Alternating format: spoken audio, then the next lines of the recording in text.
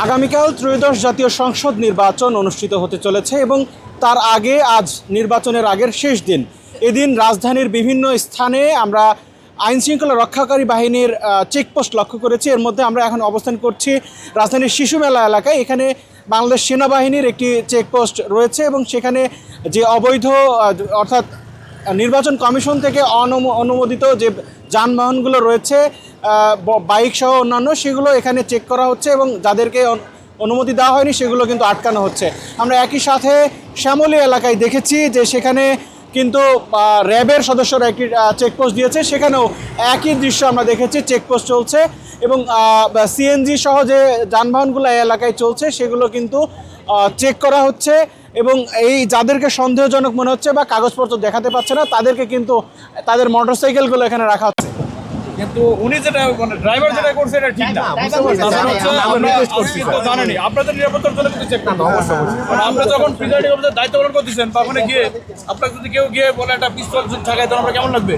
সেই পিস্তলটা কোথা থেকে যাচ্ছে সেটা জানতে হবে। আপনার নিরাপত্তার জন্যই আমরা রাস্তায় আপনি ওখানে নিরাপত্তা কাজ করেন, বুঝতে পারছেন? আপনারা নিরাপত্তা আপনাদের কাজ করেন, সমস্যা নাই।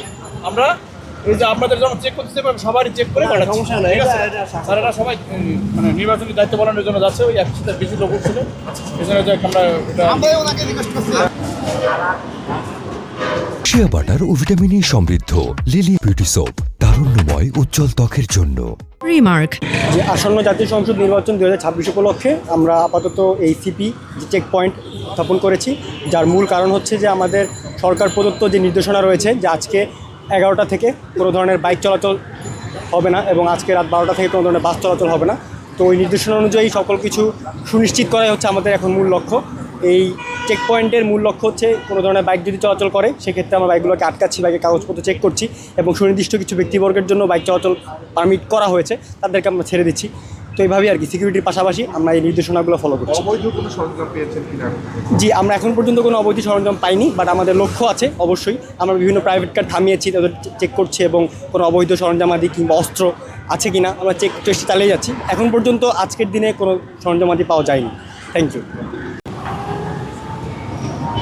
নির্বাচনের আগে আপনারা আজ শেষ মুহূর্ত, এই মুহূর্তে আপনারা চেকপোস্ট করছেন, এ ধরনের কার্যক্রম কতক্ষণ চালাচ্ছেন এবং আজকে আপনাদের এই চেকপোস্ট সম্পর্কে একটু জানান।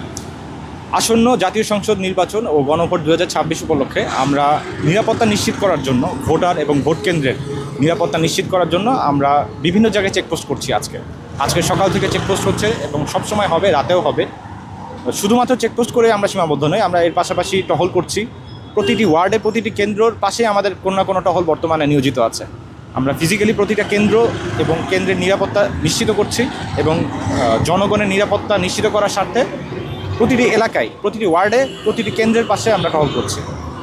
এমন কোনো কেন্দ্র অবশিষ্ট নেই যেখানে আমাদের টহল পৌঁছাচ্ছে না বা পৌঁছায় নেই। এখন পর্যন্ত যে তল্লাশি চালিয়েছেন কোনো ধরনের অপ্রীতিকর অবস্থা বা কোনো কিছু পেয়েছেন কিনা? না, এখন পর্যন্ত কোনো প্রকার অবৈধ কোনো সরঞ্জামাদি বা অপ্রীতিকর কোনো কিছু পাই নাই।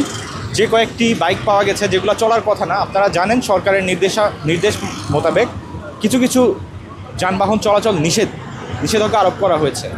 সো এই নিষেধাজ্ঞা আরোপ অর্পিত যানবাহন সমূহকে আমরা জব্দ করছি এবং জব্দ করে আইনের হাতে তুলে দিচ্ছি।